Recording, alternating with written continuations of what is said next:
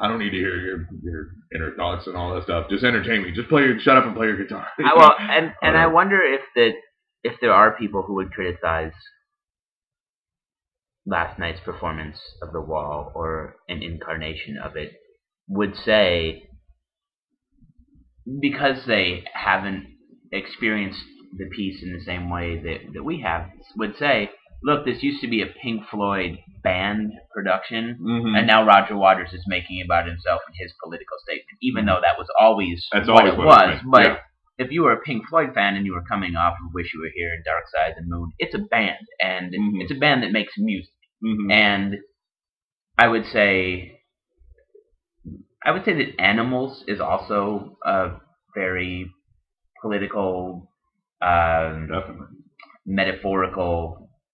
And I guess Dark Side of the Moon even is, but The Wall much more overtly than any other piece in the Pink Floyd collection. Right.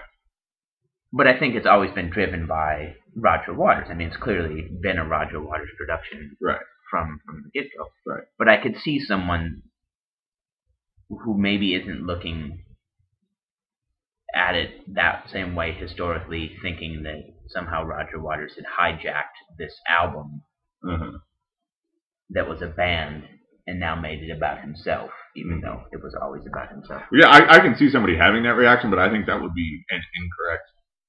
I would agree. I mean, it would be interpretation of what the work is about. Right. You know, and I can't even really imagine the other guys in Floyd arguing at that point. Oh yeah, I don't think anybody would. Yeah. But I know that there were times last night, like during Does Anyone Here Remember Vera Lynn and the whole Bring the Boys Back Home, which was probably the single most powerful. Oh yeah, I was crying. I'm not even fucking ashamed to admit it. But I wondered, was there anybody in that arena last night that was like, enough with the politics, enough with the war stuff while that was going on, or if that was resonating similarly with everybody else there the way that it had been resonating with me? I'm sure there was somebody. Just because I think people get uncomfortable. I mean, I've heard people bitch about, Rage Against the Machine. It's just like, man, can't you just shut up and rock? It's just like, they're called Rage Against the Machine, for fuck's sake. Like, this is the shape of their art. Right. You either accept it on these terms or you don't like them. Right. That's the way it works. And I kind of feel the same way about The Wall. It's like, The Wall is what it is. This is Roger Waters making this very personal statement. So if that is your reaction, then you come to the wrong show. But that's sort of what I was getting at before, was if someone there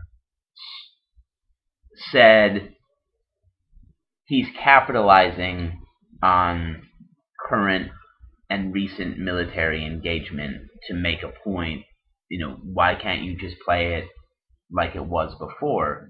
And the easy answer to that is, well, we're in a situation that is completely relevant to what he was saying before, whereas in 1980, though there were hints of things like that, it wasn't as omnipresent as it is now. Right. And so, of course, he's going to use what he's seeing right now in the media to do it. I just wondered. It was just something that I hit, because like everyone around me seemed to be like singing along with it and like feeling what I was feeling. But I wondered, is there someone else here in this arena that's like, dude, quit preaching. Right. Just shut up and rock. Right. Yeah. Oh yeah. I'm sure there was, but I think the experience that you had, the experience that I had, obviously the people that we were with were having that, but it seemed to me like everybody was just like, I mean, it was such a powerful moment in a very powerful show across the board, that even if it didn't jive with your personal politics, you had to recognize the human story that was being told. Right. I mean, in a different context, like when he was singing Mother and he gets to the line, Mother, should I run for president? Mother, should I trust the government? And then there's like this drippy blood letter saying no fucking way against the wall. Like, that teeters on the line between being, really too on the nose and kind of cheesy. But in the context of the moment, it was very purging. Right. It's to draw the parallel to Rage Against the Machine. There's nothing intrinsically clever about screaming, fuck you, I won't do what you tell me. Right. But when you're screaming that with, 10,000 of your best friends. It really feels like you can like kick over any wall. Right. And that is what how empowering art can be. And that's why music in particular has always served that role. Music got people through war, got people through slavery, got people through rebellions, and so it has that quality. And to dismiss it as being hollow and superficial or whatever, I think is false. I took the no fucking way that got put up on the wall as an answer to should I trust the government? Right. But in this day and age, I would also say that is sound advice for should I run for president would have a similar answer. Right.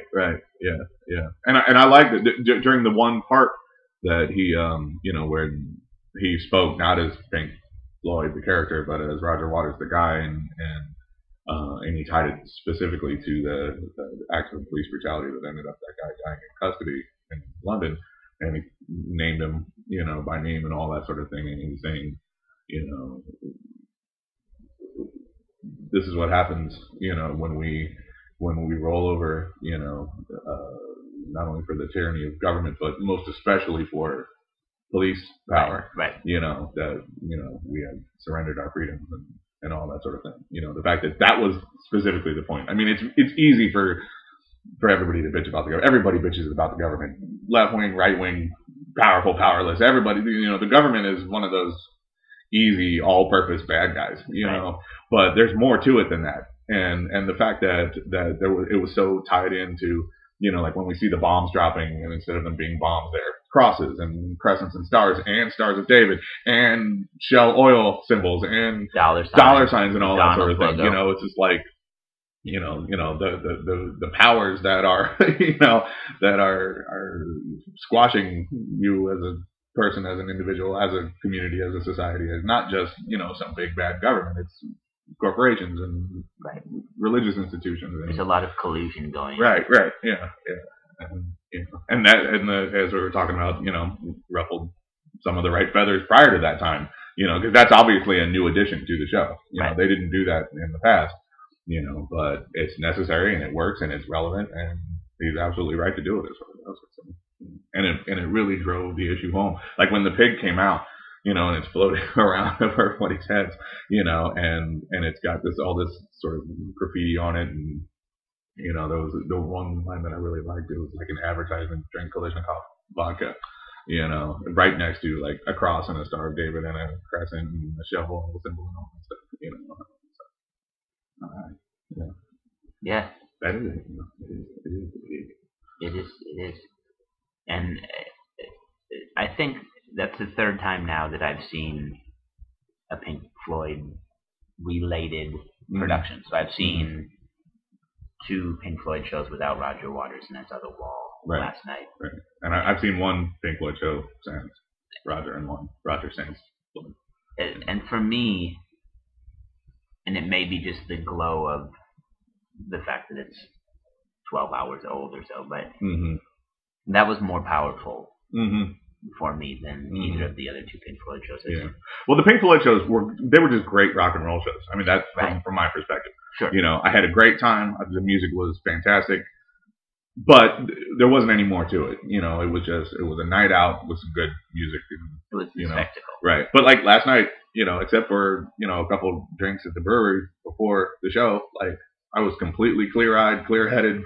I was, I was there to enjoy myself, but it wasn't like, woo, party! Like I wanted to experience this, this work of art, and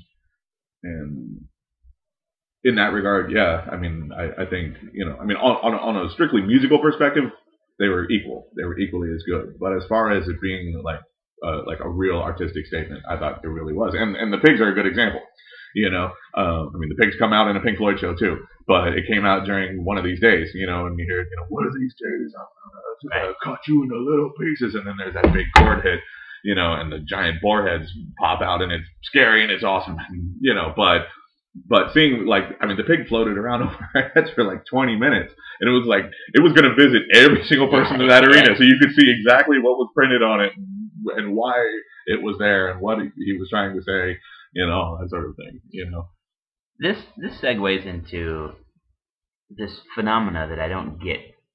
There were lots of people who had out their iPhones or similar devices that were recording the show, and they were doing so. They were holding up their camera the whole time, and they were like jittery hand Joe with it. Who the hell is going to watch this footage?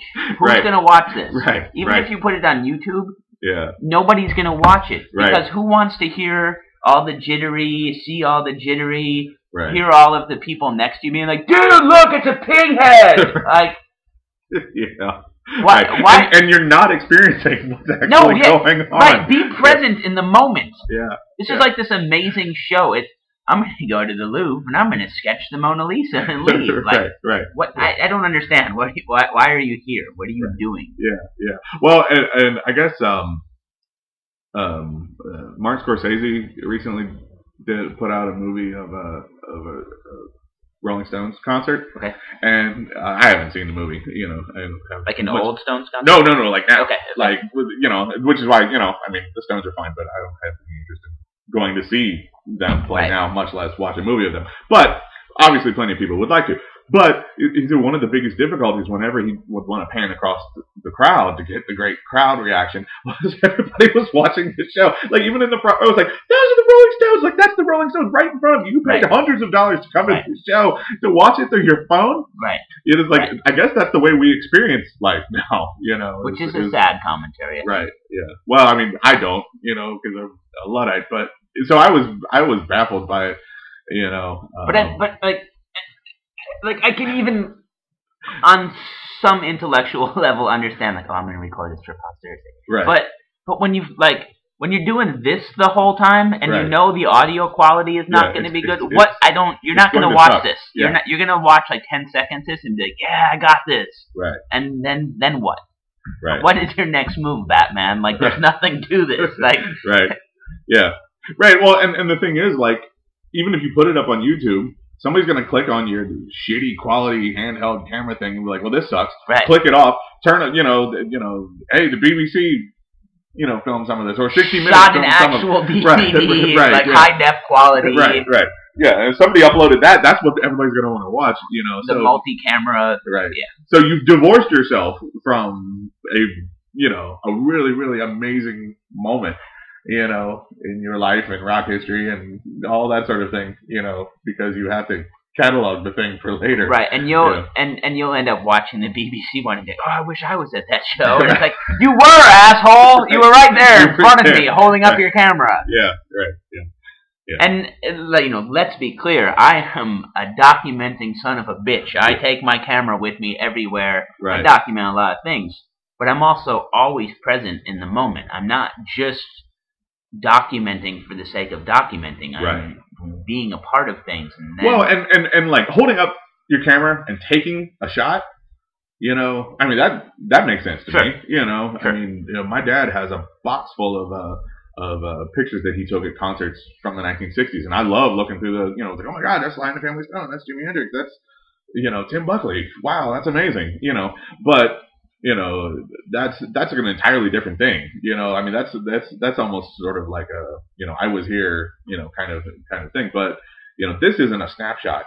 No. This is, no, you can't tell, but, he's playing another brick in the wall part 3. Yeah. And I was, because, pushing the tooth that, that hurts, I was every now and then sneaking a glance through the phone of what people were seeing. It's like, Roger Waters is like this small in the back. And it wasn't that we had bad seats. It's just that these camera phones aren't equipped with telephoto lenses to capture things. And and like even if you had been in the 6th row or like the most ideal spot, it's still going to be blown out. Because I mean, it's a rock and roll show. There are enormous amplifiers. There's lights all over the place. A lot of, the effects of the show were projections that is not going to translate.